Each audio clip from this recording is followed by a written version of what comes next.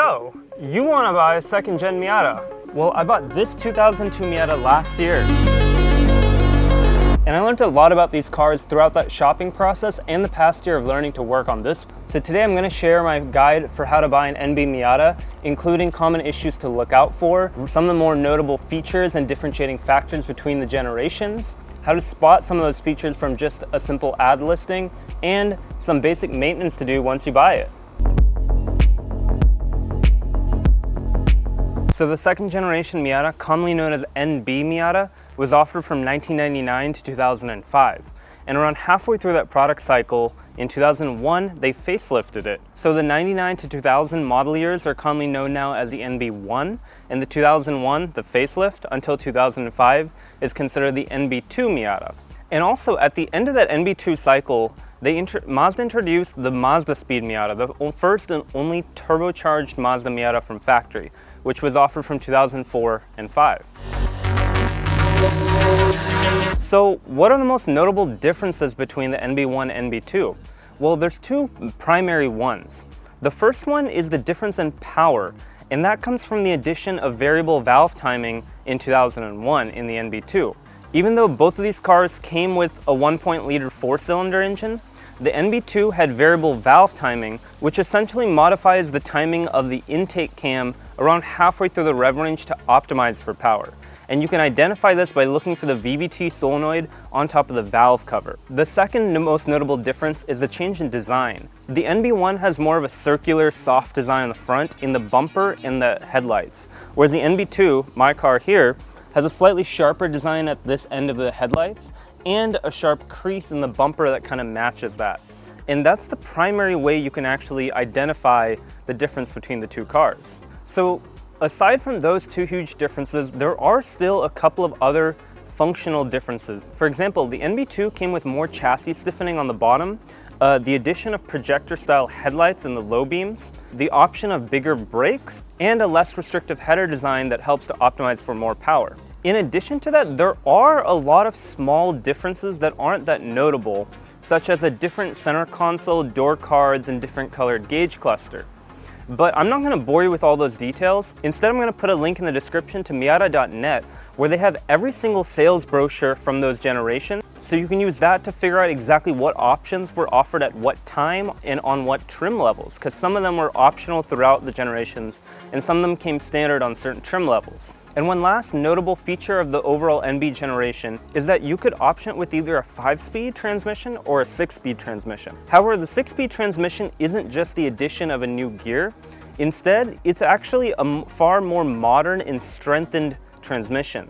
The 5-speed design was actually an older type of transmission that Mazda offered for a long time. And so if you ever see a picture of the two next to each other, you can kind of tell that the NB2 is almost, I think, 100 pounds heavier. And that's because it has far more stiffening and strength. And as you can imagine, that is the popular option for people who are especially trying to boost their Miatas and make more power, since the 6-speed can take more power than the 5-speed.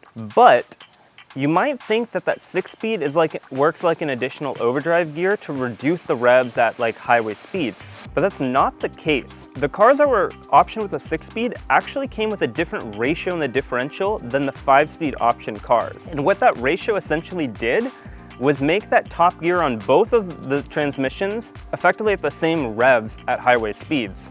So what the 6-speed has effectively done for driving enjoyment is it's brought the gears closer together, so you end up shifting more to get to the exact same rev and speed as you would have had in a 5-speed. Okay, so what are some of the common issues to look out for?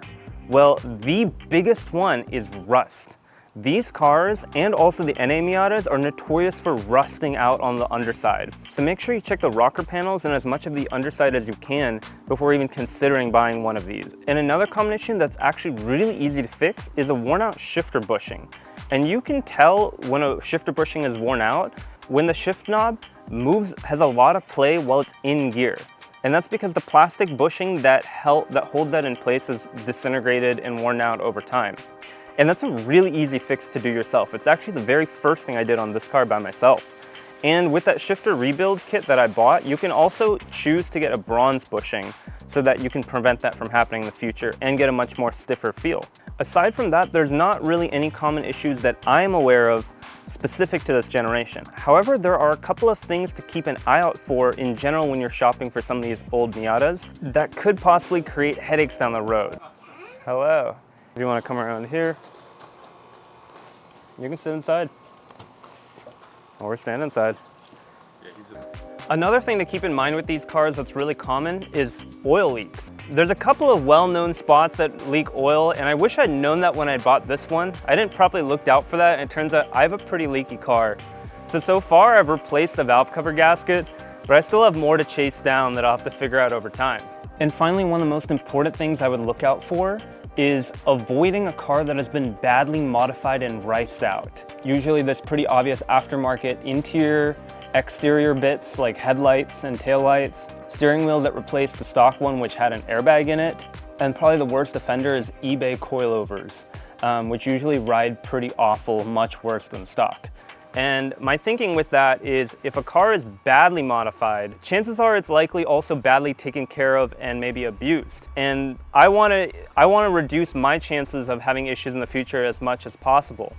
So when I bought this, I was looking for the cleanest stock example that I could find that was owned by an enthusiast who seemed pretty mature and took good care of it. And that is what I found. The previous owner of this loved this car, took really good care of it, did a lot of work themselves, and shared a lot of information with me. So that gave me a lot of confidence that this car will keep going pretty long. So now that you know a lot about this generation and the features that came in it, what would I recommend you go look for and get? Well, that's basically this car. So this is a 2002, an NB2 Miata in the LS trim with the 6-speed and an LSD, a limited slip differential. And of course, because it's an NB2, it has all of those extra mechanical upgrades. And this specific car was also optioned with ABS, which did not come standard on these cars. So my thinking with this was between the NB1 and NB2, there wasn't much of a price difference in the used market, but you got a lot more performance and mechanical upgrades in this NB2. On top of that, when I looked at the brochures, I realized that the LS trim, which stands for, I think, Leather Sport, came with the better interior, including leather seats and the Bose speakers, but also the LS trim, if optioned with the 6-speed manual, which this one was, comes standard with the limited slip differential. So that helped me narrow down my choice and not worry too much about trying to figure out if a car really has an LSD or not. I had pretty good peace of mind that this came standard with it. And so for around $5,000 to $9,000, you can get an NB2 with a 6-speed and an LSD. And that's quite a lot of performance and sports car for the money. And so that's why I landed on this specific car, and those are also the features that I would recommend to look out for. So okay, you followed my guide, you did your research, you bought your Miata, congrats. Well, what do you do next? Well, there's a couple of simple maintenance items that you should probably take care of. The first being check your brakes and your brake pads to make sure that they have some good life in them and change them out if they don't. And second, check the radiator to see if it's browning. Because these cars are 20 to 25 years old, if the radiator hasn't already been changed out by now, it's probably close to on its way out. But at the same time, it's also a very consequential issue if it goes out. Your engine could quickly overheat, possibly permanently damaging the car. And on top of that, changing out the radiator is a relatively cheap fix. So it's best to take care of that before it possibly leaves you stranded on the highway.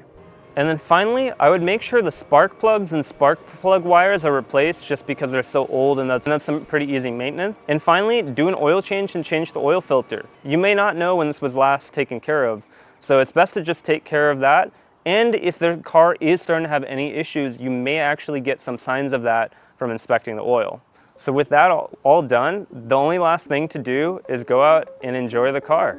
And if there's any other information I missed or that could be important for other people, please leave it in the comments. And if you have any other videos or advice you want me to give on my car, my experience owning and working on this car, feel free to let me know in the comments as well. So thank you for watching, subscribe if you want to see more, and I'll see you in the next one.